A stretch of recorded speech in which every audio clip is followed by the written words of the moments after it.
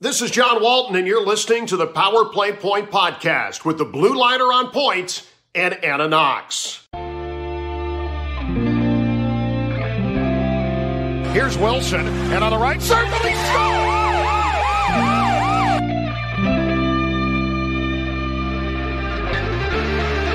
Rebound loose, wild scramble in front, score! Ovechkin with a buzzer beater! It'll count! And the hat trick tonight, number 21,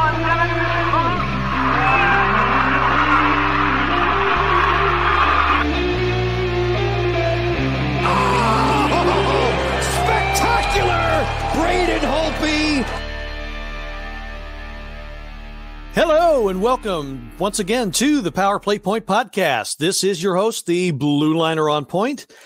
And wow, just wow. It is trade deadline Monday. We are coming to you one day late. We'll explain why in a minute. But part of the reason why is about to speak to you now live from Centerville, Virginia. I am the reason. She's the mermaid, of course, Anna Knox.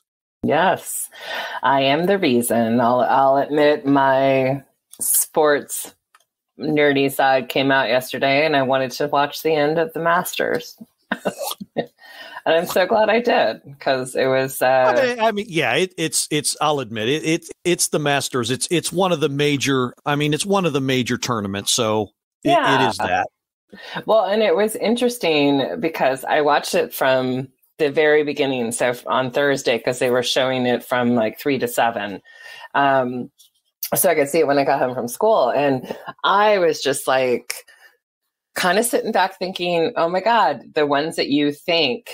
The Mickelsons, the DJ, Speed, all these guys that you think are going to just take it, all really did terribly in the Masters. So it was kind of cool to see, other than, Justin Rose, but it was nice to see other players coming forward. And then here we go with the first Japanese PGA winner. It was really, really cool. So yes, so thank you for letting me have that time. And I grilled and we enjoyed the outside. The weather was gorgeous. And then that win last night, it was a good Sunday. I'm sure it was. Yeah. What, did you just break something? That? Oh, a golf swing. No, I'm just here in my living room practicing my putts. Right. No, honestly, the first one sounded like I thought you tink, like you broke something. But yes, I might have. But especially when I'm out here, hanging around with my putts hanging around. No. But yes, so it was good. So now here we are on Monday and trying to digest, 1, inhaling my taco dinner, and 2, all the news going on in Capsule. Yeah. Oh boy. And of course, Mondays for me, the reason we don't normally record Mondays is because it is a day from hell. No, you don't even know, folks. You mix IT, the world of IT with the world of money, and you get complete cluster fart. And that is as polite a way as I can put it. And I am literally, my Mondays consist of, I roll out of bed at 7:30. I start at 8. So I want to get as much sleep as I possibly can. And I am literally nonstop until 6, sometimes 6:30, sometimes even later than that, because the phone will not stop ringing. And that is why, ladies and gentlemen, normally don't record on Mondays, but I figured, we get one more game in and we get, the trade deadline stuff, whatever happened with that, because there already was a deal that happened around that time. We'll talk about that later on as well, amongst the others. But yeah, Yeah, we had to squeeze in a little sports nerddom for the mermaid, so she's entitled. So no Thank worries. you. So we'll okay. So let's go ahead and dispense with the recaps. There were 4 games, and when we left you last, we had just finished covering. We were just live covering the Jersey game. The last that they would play against them this year is a 5-4 win. The next game after that was last Tuesday against the Islanders. Well, this one's going to be quick. You know why? Because there's only one goal in it. And it didn't happen until all the way up to 13:05 in the third period when Brock Nelson Poor name. scored his 14th goal. And yeah, that was all she wrote. Vitek Vanacek certainly deserved better, but he ended up as the number 3 star. Well, we know what number 1 is, and we know what number 2 is for sure. You definitely don't want to be number 2. What's number 3? I don't know. I don't know. I guess A mix of both. A mix of both. I don't know. Oh. But yeah, we agree that VTech, V squared, as I like to call him, deserved much better. Turned aside 38 of 39 shots. So yeah, a great game played by him, and not really a bad game. And I made the comment at the end. I'm going to look at it as glass half full. They played the game that they wanted to play ultimately after well, even though it was a win, but the last game where they gave up 2 goals in the last period, and the last game against the Islanders where they were just about blackjack shellacked 8-4. Exactly. The one that we didn't even want to talk about. Yep. But just coming into this one, it was the game they wanted to play, and they did everything right except put the puck in the net. So I'm, I like I said, glass half full. They played the game they wanted to play. They didn't get the lucky break at the end, and it happens. And everything went right except putting the puck in, and there you go. So that's pretty much how that game went. Okay. Before we go any further, so we got the Boston game, we got the Buffalo game. We got the Buffalo. Got the Buffalo in the wing. No. Why do you have to talk to me like that all the time, right? Like I gotta know something. Anyway, got the Buffalo game sandwiched in between the 2 Bruins games. Did you see any of these 3? I saw all of them. Okay, good. Because I know your game viewing situation is a little iffy. Yeah, no, it changed, thankfully, because it was that Boston 8-4 loss. Excuse me, the Islanders 8-4 loss that triggered this whole thing of me being like, I need to change my TV status or cable status and whatever else. So yes, so far, but no, I was able to watch the back-to-back games, and yeah, all good. Yeah. Okay, great. All right. So I just wanted to make sure you had been able to kind of, you've been able to see the action. Yes. Somewhat. Okay, cool. All right, great. Okay, so on to the next game, which was the lone home game of last week. Lone home. Sorry. This caffeine-fueled sermon brought to you by I was going to say, like, you are all over the place right now, but okay, you just roll with it. Yeah, we'll both roll with it. Saul's Deli, you get a roll with it. Anyway, so that's all right. So Boston and the Caps at Cap 1. 4-2 win for the bad guys. Yeah. This one sucked. This one sucked. This one was of course, the big game since the well, you know what happened with you know who all those weeks ago. Wasn't a very good game, obviously, except for 19 seconds. To wit, Boston scored some guy named Lozon. If you go to Lowe's on 3rd Street, you get a discount from lumber, I guess. And Anthony Bleed, some guy named Anthony Bleed. I wonder if his middle name is I Ain't Got Time To. So they made it 2-0 for the Bruins by the end of the first. And then Ratface scores his 19th on the shorthand, 3-0 Boston. And then the Caps get back-to-back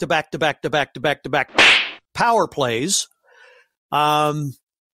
You wish it was that many back-to-backs, but it was just 2. You wish there was so many backs against that. Yeah. So Ovechkin takes advantage of ones. The captain gets his 20th, makes it 3-1.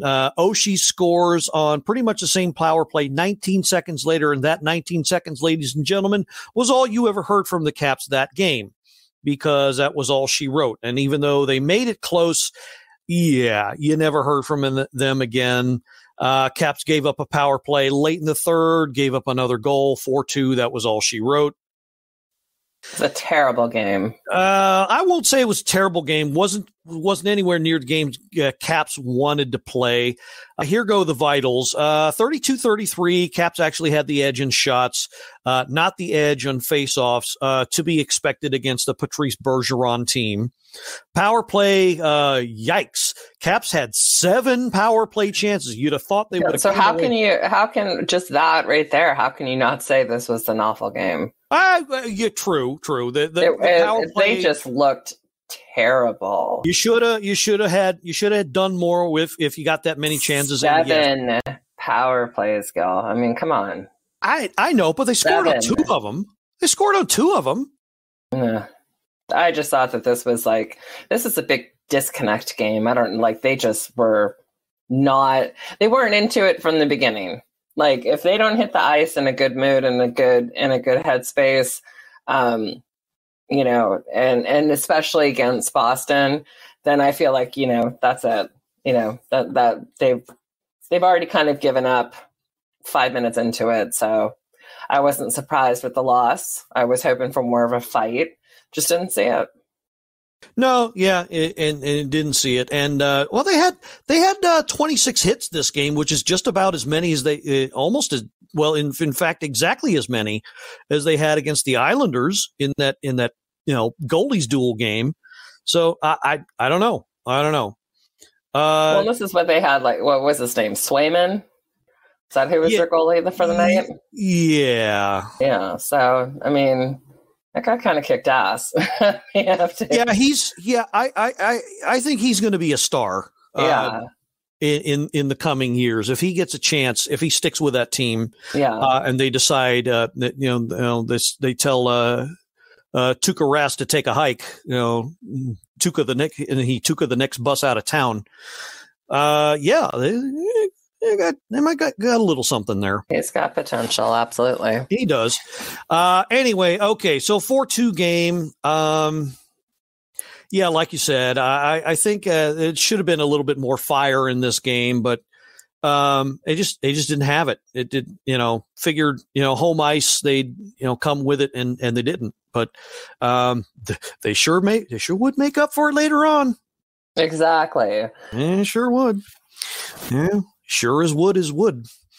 And all right, so so thanks to the cocaine addicted schedule maker, they had another game the very next night in Buffalo, not in Washington, but in Buffalo against Buffalo, that maker of spicy sandwiches, and I believe this was the last scheduled game. No, it's not. There's one more. I don't believe it.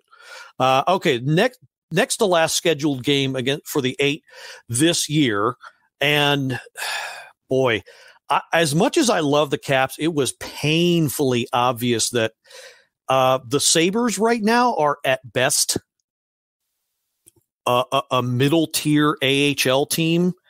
I think half these guys wouldn't be good enough to even crack an ECHL roster right now. They're that bad. And I hate crapping on them because, I really, Buffalo, they've had some hard times. The Bills, they took 4 shots at the Super Bowl, failed all 4 times. Never won anything of significance. So I kind of want to see them succeed. But yeah, they've been having a rough time of it, so to say. Anyway, run through the scoring. Opening the scoring, Brendan Dillon. What? Yes, Brendan Dillon opens the score with a seeing eye slapper. Schultz and Oshie on the assist makes it 1-0. Ovechkin, the captain, with his 21st. That, I believe, was his 727th, which puts him within 4 goals of tying 5th all-time, that being Monsieur Marcel Dion. Dillon again on the score sheet, assisting, and Carlson as well. Harry Yokiharu, and because I like saying that name, I'll say it again, and it's not Harry, it's Henry. Henry Yokiharu got the pass from his teammate Rasmus Dahlin. So Rasmus to Henry. That I wonder if that's like from Justin to Kelly. Not really. Probably not. Anyway, 1826 in the first makes it 2-1. Second period, Schultz, who definitely saw more than nothing, 28 seconds in, makes it 3-1. Eller with the assist. Casey Mittelstadt with the goal for the Sabres to answer 9.5 minutes later, makes it 3-2. It's a lot closer on the score sheet than it actually was. And then Jacob Vrana this would end up, I believe, being his very last goal as a Washington Capital, and much more on that later. His 11th of the season, Schultz with the assist, and Eller as well, his 2nd of the game. And then Tage Thompson made it 4-3, and set your sphincters on Titan because it was 1 minute, 20 seconds left. And they pulled their goalie, and yeah, they were threatening, and they made it close, believe you me. Shots on goal. Caps win. Caps pull out the win, though, 4-3. Shots on goal, 33 apiece, right down the middle. Face-off performance. Oh, boy. You talk about the contents of 140 porty potties. Gee, many frickin' Christmas. 39%. 39.7%. I don't care how much lipstick you put on a pig. That is ugly. Terrible. 39 point. I don't care if you're playing a peewee team. There's no excuse for that. I agree. 39.7. Puh. Slap a big fat Mr. Yuck sticker on that one. Anyway, look, I don't usually get emotional about face-off, but I see something like that, and against the crust of the garbage can team like the Sabres, come on. Unacceptable. That screams, I didn't show up to play. Nope. Come on. All right. Well, okay. Well, all right. No need to go over the rest of the stats. 7 shots in the first, but they did score 2 goals, 15 in the second. They were trying to put them away, I guess, and then 11 in the third. Kind of tail of the whole season. Ramp up and then tail off and then pay for it at the end almost. Am I sounding like I'm down on a win? Yes, a little bit, because, again, I didn't expect, like, I don't know, an 8-1 win. Oh, wait, there was one. But, I mean, again, it was the Sabres. You still come with your A game, fatten up your averages. Come on. Just no, it was way too close. Exactly. I mean, 4-3. And for a team that's, what, like 10-25? Give me a break. So, yeah. 10-25. Ridiculous. 10-4, good buddy. All right. So there was that game. They had Saturday off, and last night, of course, as Anna mentioned, was the second of the 2 games versus Boston in Boston.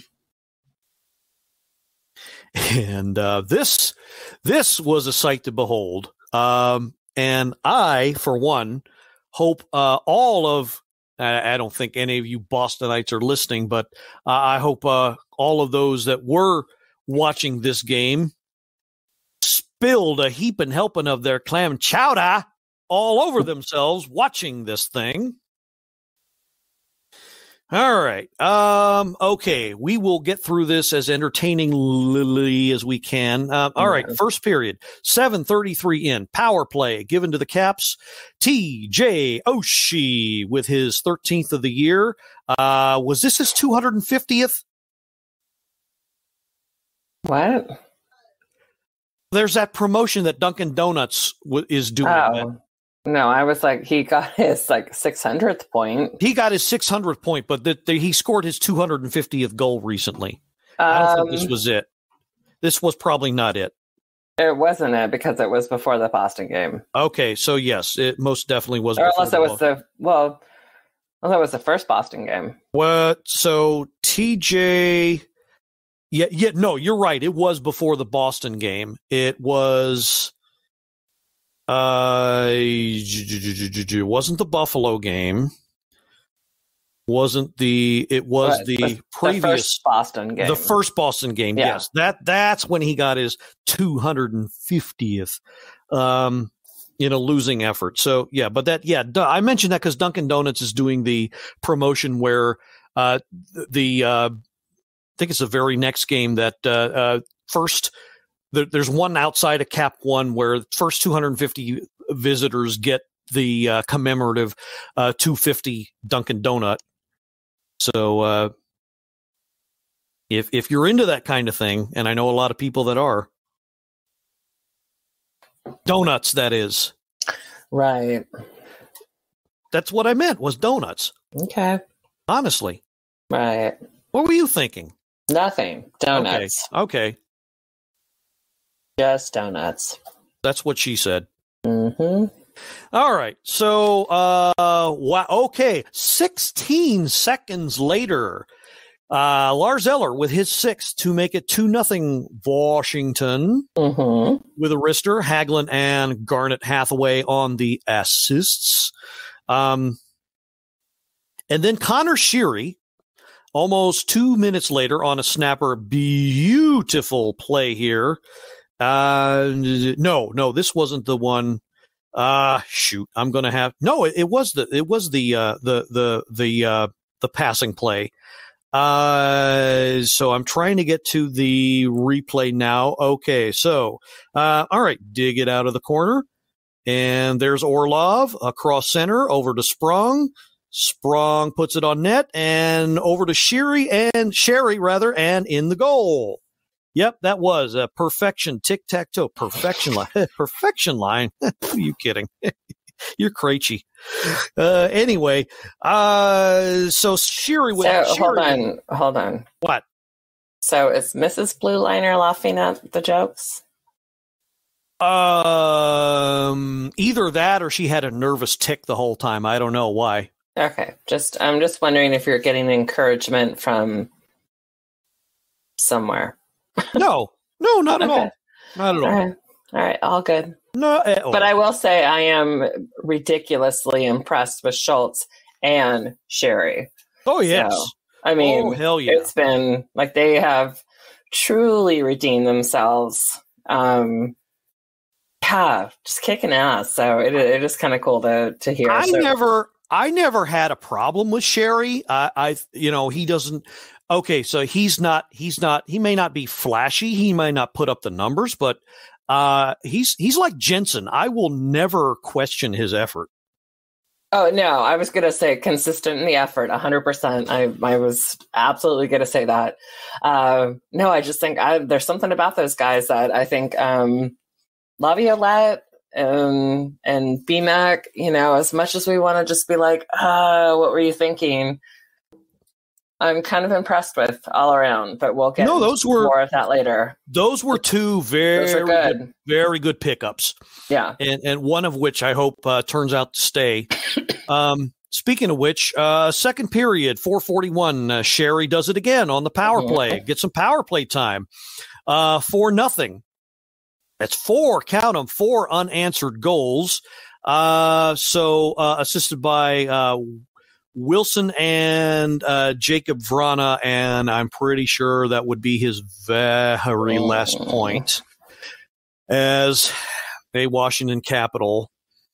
Sad times. But we'll get to that here in a little bit. I'm trying. God damn, these freaking ads. No, I'm not interested in saving 15% on my car insurance. Thank you. Okay, here we go. But the Geico commercials, though, with the guy who runs a seminar about you not becoming your parent is brilliant. I was going to say. That's actually that's something else. I don't think that's Geico. Isn't it?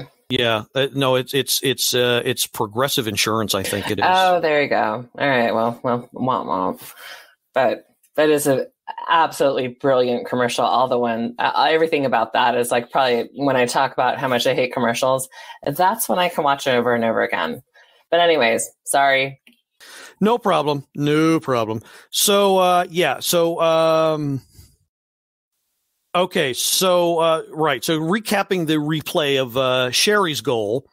I want to put the spotlight on him because he's been kind of an unsung hero. So that's why we're going over replays. So Vrana streaked to the net, decided to pass, not shoot, found Wilson charging. Wilson puts it on goal. It rebounds. Sherry sneaks in and roofs it. Mm-hmm. For his 10th on the power play, making it 4-0. And then here's the funny goal of the night. Nick Dowd with his 8th, assisted by Carl Hagelin. And well, the missus really enjoyed Dmitry Orlov's game-winning, the facial expressions and crap-eating grin on his face after he scored the goal. And Nick Dowd kind of pulled one of those after this. Well, it's like, when was the last time? Like, I feel like we haven't talked about him, and since the very beginning of the season, he was so hot on that line, and I felt like he was scoring. He was everywhere. We were talking about him, and Hathaway, and then it just kind of faded a little bit. So good for him for coming back. Yeah, no, he does something every once in a while that'll surprise you. And this was a shot. Let me tell you, this thing not only had eyes, but it had some spin on it. Yikes! Watch the replay if you doubt what I say. Anyway, okay, so 5-0 Washington. Okay, and the route was already on when, let's see, 2 minutes and 21 seconds later. Welcome back, Thomas Wilson. Double duty, double digits, double scoop, double everything, double trouble. Yes, he is. Count it, ref. 10th of the year, 16th assist by Ovechkin, 19th assist by Schultz on the power play. And he's so nice, he only gives tips. That's how he scored it. The hopes for a shutout for V squared, though, were dashed 3 minutes into the next period when Craig Smith scores. I was really hoping for. I was hoping for two. Yeah, but oh well, it's all right. It's all right. Yeah, it was. Anyway, all right. So, but the Caps answered 7 minutes later with another goal by Oshie, his 14th, Backstrom on the assists. And they pointed out that all the forwards had at least 1 point in this game. I mean, but how awesome is that, though? You know, yeah. It is good guys. Aside from maybe Caps players, of course, but it's like just good players, people that everybody loves, and just great leadership, great talent. So how fantastic for them to celebrate. They all got a point in this game, especially against Boston. I just want to point out something here. All right. There ain't no good guy. There ain't no bad guy. There's only you and me, and we just disagree. Are you not going to bust out in like a song or something? No. I'm just saying, just stating a fact. Right, but what I'm saying is... Ooh, ooh, ooh, oh. Okay. I'm just not going to. Go ahead. All right. Okay, so try as we might, we're not done with the scoring. There was one more goal, and that was the 8th, the nightcap of the game. Eller, his 2nd of the game, his 7th of the season. Oshie, 19th assist. Brendan Dillon also showing up on the score sheet as well. And that coward rat bastard Marchand was nowhere to be found, so he couldn't try to beat him up after he scored.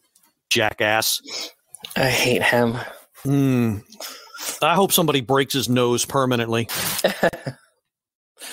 I'm only half kidding. Oh, I know. And I'm only half supporting that, so yes. Yeah. Well, he kind of acts like he's been, running through life on half a jockstrap or half a supporter. Yeah. He's ugh.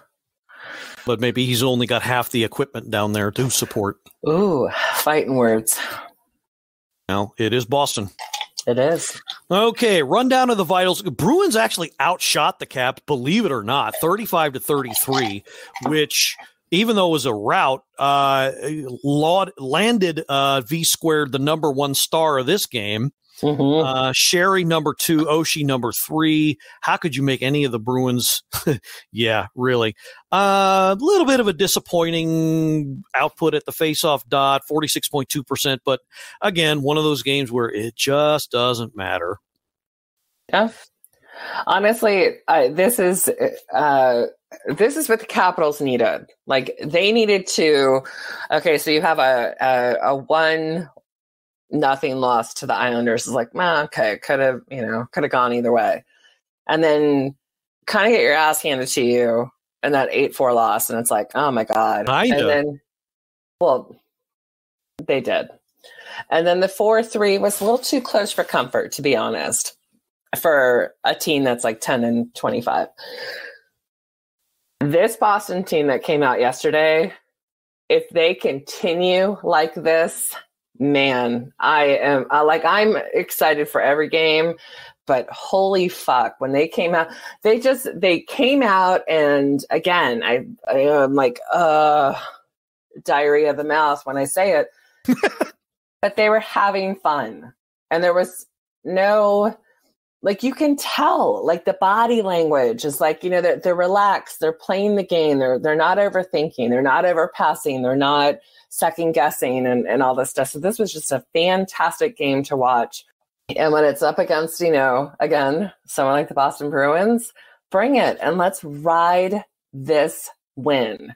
That's what I want to see, because I know we have, Philly coming up and Boston again.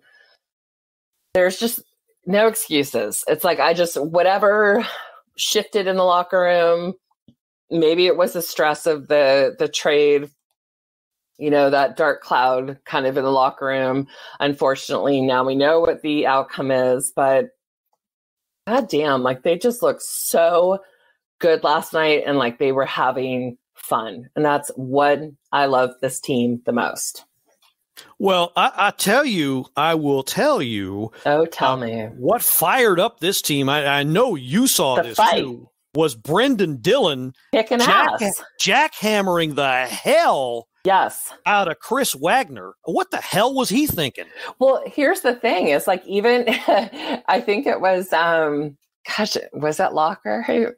Who was like not quite sure what happened to bring this on. Al Koken. It was either Al Koken or Alan May who was like, what was he thinking? Or maybe it was Alan May. Right. But that was spot on what the team needed to be like, fuck yeah, go Dylan, fuck yeah, go Caps, and fuck you, Boston. Sorry. But that's what they needed. I mean, like, it got everybody pumped up, because I was like, holy shit, like, we're like 5 seconds in and they've already shot the go Dylan. Like, loving number 4. So I agree. I did hear that as well, but I thought, God, if that's what they needed, go do it. get pumped up and get back out there and have a good time and kick ass 8-1. So great. A lot of McNugget minutes. Good boy. Let's not go there. But I'm with you there. I just want to kind of make a side point. Dylan's been he's been getting a little bit of the he hasn't been officially in the coach's doghouse, but he's been getting a bit of the shall we say shade from Caps fans, and to an extent deservedly so, because if you base it according to the eye, just from what you see, yeah, he doesn't look all that good out there at times. And you know what? I think this was his way of saying, you know what? I'm still part of the team. I'm going to stand up for my mates.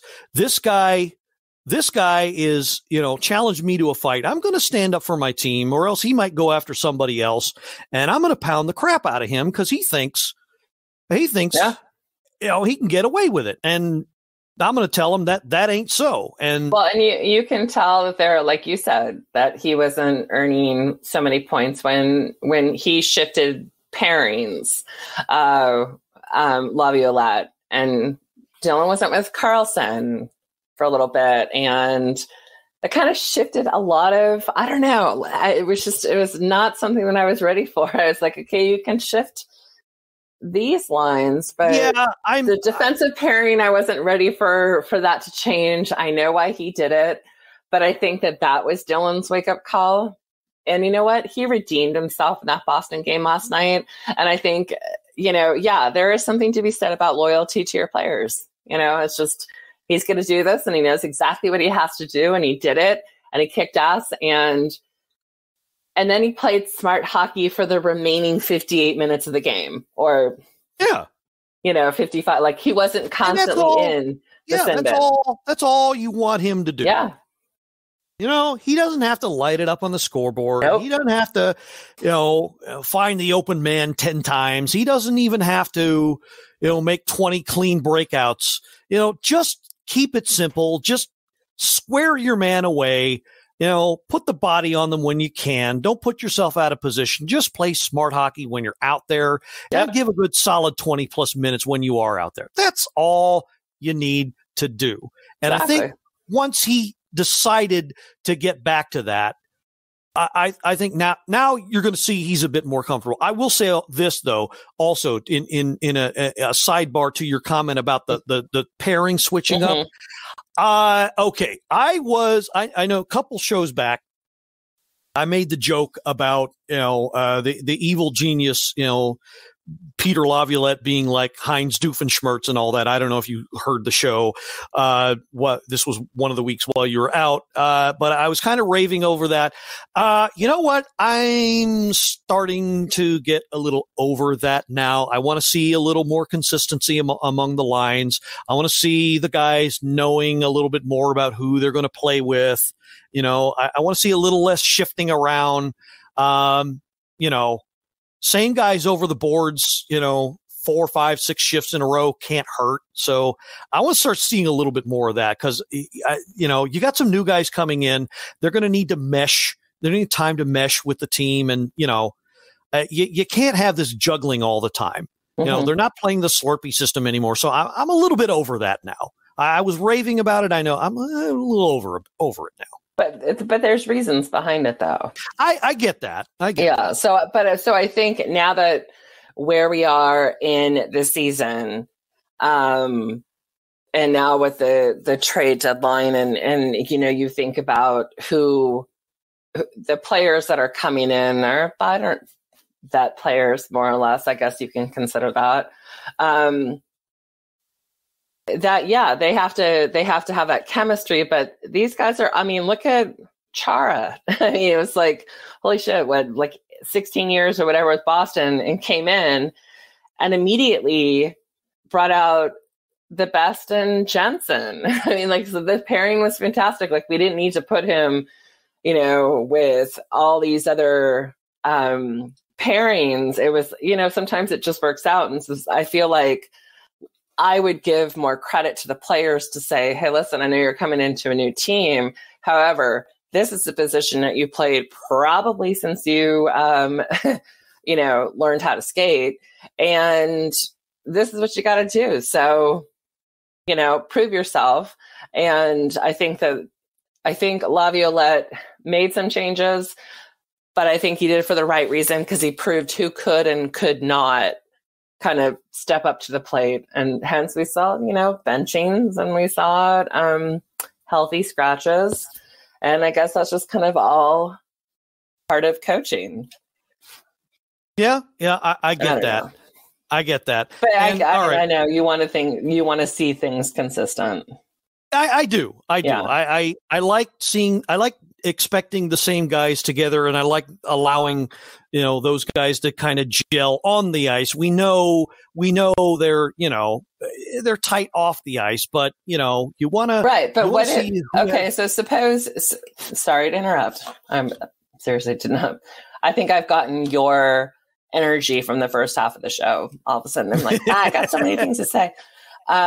But suppose you have a player that you have, in the top two lines, and they're not doing what they should be doing in regards to like how much we expect them to play, and they're just like in a rut.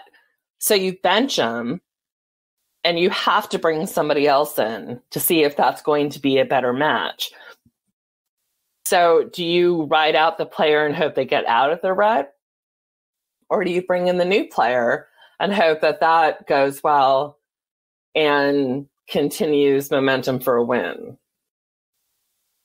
Yeah, true enough. And I get that they were hitting a rocky point, and the coach was looking for some consistency, but again, he was doing it. He was doing it when they were successful. If you've look, I mean, you can only change the formula of Coke so many frickin' times before you decide, okay, better go with the original. It's what everybody won in the first frickin' place. Right. That's all I'm saying. Okay. Anyway, so we've stalled long enough. Obviously, yeah. So today, as we're speaking to you, it is Monday, April the 12th, 7:17 p.m. Eastern time. Trade deadline has come and gone. I kind of knew that the Caps would be making a move. There were rumblings about it. I just didn't know it would be one that would shake the foundation to the core. Let's just get to it. Okay, so by the time you're listening to this, you probably already know, but the actual retail price is okay. So the big one is Washington's deal with the Detroit Red Wings. They get forward Anthony Mantha in exchange for the following: Jacob Vrana, Richard Panik, and that's not all. A 2021 first round pick, a 2022 second round pick as well. So they get one guy for two on-roster players and two draft picks. Now, no pressure. Why, exactly. Yeah. So why? What you might be thinking on paper that's a bit of an overpay. Well, yeah, and that's one of the few problems I have for this trade is you give up two roster players to get one, plus you throw out two what may be high scale draft picks. Yeah, it's an overpayment. So you're gambling a lot on this one guy. But let me tell you about this one guy. This one guy is a former 2013 first round pick. So if it was Mantha for Vrana straight up, you would have traded an ex first round pick in 2013 for an ex 2014 first round pick. So the guy you're getting back, okay, so yeah, he's he can score. He's got plenty of offensive upside. He's got plenty of potential. He's a bigger, stronger guy, maybe not as fast. You lose some speed, but you gain a little bit more physical presence. He doesn't mind, so I hear. Obviously, we're doing this on the fly. I haven't had enough time, unfortunately, to assess this deal, and I won't until I see them in action, unfortunately. I'm just giving you my first glance, as will Anna. But I mean, he's got a lot of upside, and unfortunately, he does come with his downside, which is the fact that there are rumblings that he was at times as inconsistent as Vrana was accused of being at times, and so. The fact that you lose Panik as well, that I guess that's kind of the thing that bothers me, but they made up for it in a later trade. This I heard just snuck under the deadline. So they go to the deadline again. They go to the wire and they call on the Flyers and they acquire forward Michael Raffl, for a 2021 fifth round draft pick, and they got the Flyers to retain a quarter of his salary. So Flyers didn't even have a fifth rounder in their draft setting, so they get what they want. And Raffl is only making $1.6 million is his hit. Mantha, by the way, his cap hit is $5.7 million, and he's signed all the way through 2024. So that's what also made him desirable. So an important dynamic of this was that the fact that, well, Jake the Snake was going to be a free agent. Restricted though he was, restricted, an RFA, not a UFA, no UFA, not URFA, not a UFA. He was an URFA. So he was limited in what he was going to get, but he was still due a raise. So, but picking up this guy who's already signed, you've got that money kind of spoken for already. Versus the unknown of what Vrana was going to get, and the known of what Panik was going to get. Even though, look, they liked his defensive capabilities, but the word on the street was they weren't getting a whole lot of bang for the bucks they were paying out. So that's kind of why Panik was on the block. So I'm explaining. I guess. All I can do is explain the deal versus give my judgment of it, because my judgment of it is going to have to wait until I actually see how these guys perform on the ice and mesh with this team. Now, if the culture is anything like we've seen it, these guys will be welcomed with open arms. And so that I don't think will be a problem. I mean, come on, let's face it. I mean, Anthony Mantha, Ant-Man, come on. How cool is that? Ant-Man. We've got Ant-Man on our team. I think it'll be a positive thing. I don't know. Like, I have to admit that Carol Porter did put up a very good comment when I found this out. And he said that there are people who love the sport but fall in love with the players versus people who love the sport and then, can like fall in love with the athletes, like, this across the board, like for their skill and stuff like that. And I will admit, like, Jacob Vrana was been one of my favorites from the beginning. And that I've always had a thing for number 13. I always just knew this kid was going to go far. So, it sucks. It breaks my heart. He has been in kind of a weird place, I think, mentally, and who knows what's going on with him. But I think he has a huge career. I wish him the best of luck. I mean, his speed skill is sick. And I'm going to have to wait to see what Ant-Man and this Philly player do to impress me, because it took me a couple of games to really pull for Chara because of the history with Boston. But you know what? That guy has been a class act, and I like him more and more each game. So I'm hoping that that'll be the same for these two players. Right. So Raffle, who they got from, who's the guy they got from Philly, essentially will fill in for Panik. Right. Though Panik was the one that ended up getting scratched more often. Mm-hmm. I think they're pretty much set, but Raffle is going to be their key, one of their key defensive forwards. They're going to have to work him in some games here, and he's going to be some insurance against injury. Of course, we've already got a killer fourth line that does it all. So I'm not too worried, but I like Raffle as a utility forward. So I'm okay with that. Plus, he makes a lot less money than Panik. Right. With the same goal expectations. Plus, I mean, okay, so again, I already said it, but let's face it. You got Ant-Man and you got Rafflecopter. No. Raffle. No. No? No. Ant-Man, I can kind of maybe. Ant-Man and the Rafflecopter. Come on. No. Raffle's it's like a weird name. Well, got to think about it. You know what? He's from Austria though, and if memory serves, I think he's actually the first player the Caps have ever acquired.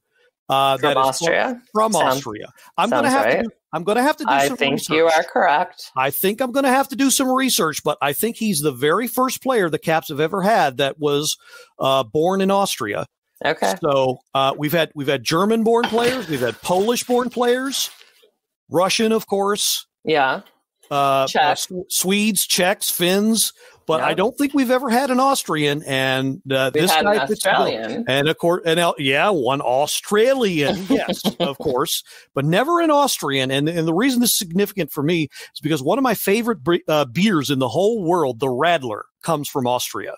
So there you go. I will be drinking plenty of them in his honor whenever he hits the ice. All right. I've never had one, but I may just have to join you. Yep, absolutely. And I'll describe what one of those is off air, and we'll see if you still might like it. Oh God, if it's one of those gross flavored ones, then no. Probably not. Yeah. Anyway, so we would be remiss in mentioning the other deal that occurred since last week, a few days ago.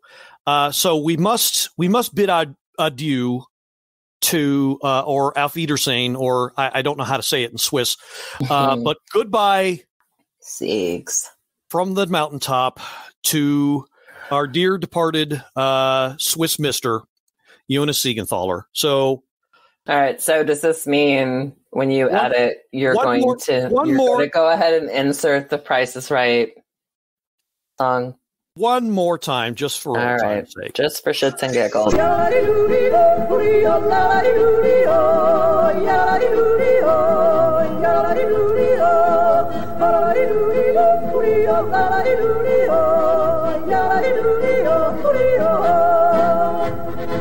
I could have been mean and added the crash sound as he was falling over the cliff.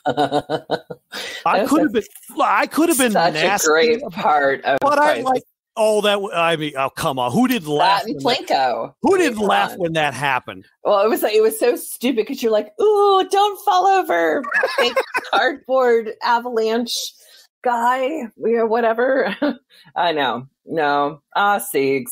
And I have to say that I think I read that he flew back with the team last night and was considered such a class act and well respected that you just like to hear, hey, listen, these guys care about you. They want to give you a good send off, and they're only going to wish you the best. And those are the comments I've seen on social media from the players to Siegs. So I'm right up there with you to best of luck to Siegenthaler in New Jersey. Yeah. And so Siegenthaler got shipped off for New Jersey for, what was it, a third round pick? Second round. I think it was a third round pick. I think so too. So yeah, that actually happened a few days ago, and yeah, I mean, you hated to see it happen, but at the same time, you know, he deserves a chance. I agree, and so I'm not going to be, I'm not going to. I miss him. I think he did great things or had the potential to do great things, and I do miss him, but. But I have to say, if he's going to go to a team that is rebuilding, let's just put it that way, which is kind of what the Devils are, and they've made, they've got their trades and they've got their issues as well. Good for him, because I hope he comes in strong and remains a positive player, influence, or whatever you want to call it on the Devils. Definitely. True, and I think he's got a very bright future ahead of him. I kind of wish it wasn't in the same frickin' division, but I agree. But beggars can't be choosers, and he's in very, very good hands, learning under a guy like PK Subban and Coach Lindy Ruff out there. So I wouldn't even be surprised if he's one of the 3 defensemen they end up protecting in the Seattle draft. Sure. So wherever he ends up, I think he's gonna be a star. Mm-hmm. Maybe not a superstar, but he's gonna be like probably a Justin Schultz type of star. Yeah, where he'll be relied on to do a lot. So yeah, so it's kind of with a heavy heart that we see him go, but It had to be done because you can't bury a talent like that forever. So I agree. All right. So yeah, I wish we had more time, but basically, I want to give this impression of deadline deals. I will miss, of course, Panik and Jake the Snake, of course, as well. I wanted to put my sentiments out there. Vrana, of course. Who could forget all of his contributions in that magical year of 2018. And, that he helped the team come alive and realize their potential. Mm-hmm. And, sometimes it's just not meant to be. Sometimes, you just run out of time and you need a change of scenery. But maybe this is that time. Maybe this is that chance for him to prove himself under greener pastures. So yeah. And Panik, I kind of wish he had more of a chance here. I thought he was a pretty good defensive forward. I just think, unfortunately, that contract doomed him. The fact that he was getting nearly $3 million a year, and his talent wasn't putting up goals, and right. I think too many people just threw him under the bus because they expected him to put up goals because he's a European forward, and that's just not every forward is going to get you 40, 50, 60 goals a year. Mm-hmm. We got everybody who has to know their role. We got a stat guy coming up. I'm going to go over this with you off air, but I've been in touch with a stat guy I've been following on Twitter who says he wants to come on the show and is going to go over some advanced stats with us. So we're going to dedicate a show to that. Wow, that sounds intriguing. Yeah. So he's going to educate us on that and why some players look better than the stats, certain stats say on paper anyway. Mm-hmm. But yeah, I mean, that's all I can do. I hate to keep on apologizing, but all I can do is explain why the deals were made. I'm reserving judgment until I actually see these guys mesh on the ice. Mm-hmm. And Anna, I don't know if you already, well, I mean, you love Vrana, of course. Vrana was one of your favorites. So one of my favorites. I know you're hurting. So absolutely. Any more you want to say about it?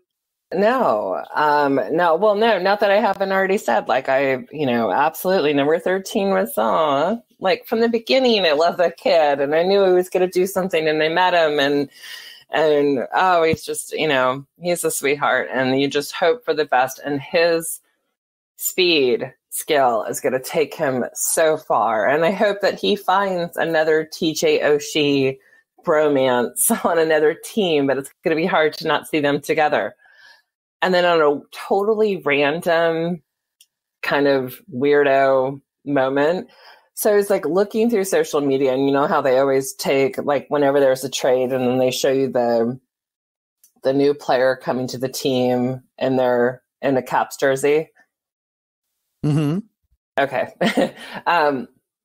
So when I look at this, and I want to say his name, but I don't, because I'm like, I want to like you, but I don't yet want that. But okay. He looks so much like Carl Alsner. Like, look at, you have to pull it up on Instagram. Wait. Vrana does? No. The new, I said, I didn't want to say his name because I'm not quite on board with his coming to the Capitals from Mantha? Mantha. What did I call Mantha. Has in this particular photo, and I'll send it to you if you haven't seen it, looks so much like Carl Alsner. It's kind of weird. So I'm going to send it to you right now. All right. Well, I'm okay. I'm seriously, I'm sending it to you right this second. No, you go ahead. No. But yeah, you know what? No, I see it. I do see it. I'm looking at photos. I don't think you do. I'm looking at photos. Yeah. Yeah. No, in his Capitals jersey. Yeah, I know. No, I'm looking at the same one, believe me, right now, except he's in his Red Wings jersey. That's the same photo. No. I know. Well, yes. But isn't it weird? No, you're right. No, I'm with you. I am with you. I'm looking right at it, the one you sent me. And it's the same one I'm looking weird. at. Yeah. Well, look. It's just like when I looked at him and I was like, oh, there's something kind of familiar about this guy, like other than like his NHL record, and it's pretty impressive. But I was like, no, there's something else. And I was like, holy Carl, this is weird. Yeah, look, I don't know. There's just a big similarity. I don't mind as long as he doesn't end up having the same attitude as Alsner ended up having. Yes. At the end. I know. I want to play for a winner. And look what happened. I'll never forgive him for that. And that was disappointing. Never forgive NBCS Washington for actually letting him on. Yeah. Well, anyway, all right. So, okay. So, I think we've talked about it as much as we can. We're gonna kind of add judgment as we go here. There's going to be games that are played, of course. Very, very, very fast rundown. If I can get the app to come up. Please come up. Okay, so next game is tomorrow night. Capital One, 7:00 puck drop against the Flyers. So if Raffles in the lineup, he'll be facing his mates right off the get-go. Thursday night, 7:00 puck drop. Last game of the year against the Sabres, also at Cap One, 7:00 as well. Go on the road again. Philly at 12:30 on Saturday, and Boston at 12 that Sunday. So, pardon me. We'll have 4 games to talk about, 4 very interesting games. We'll see how the new guys do then. So, Anna, nothing more other than Carl Alsner's doppelganger. That's it. Okay. Okay. So for the Mermaid, Anna Knox, this is the Blue Liner on Point signing off and reminding you. Well, see, I had to remind my wife. You know, she likes to serve me breakfast in bed, except she forgets to include toast with my breakfast. And I have to constantly remind her I have a health condition. I am lactose intolerant.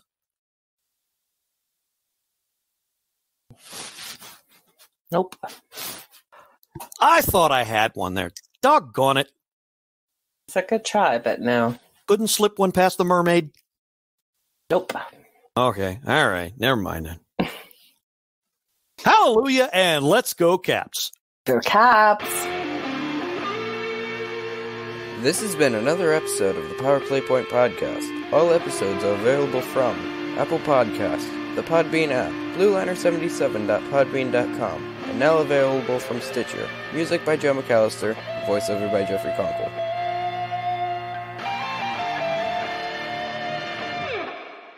Good morning, good afternoon, and good night, Power Play Point Podcast. Thanks for listening.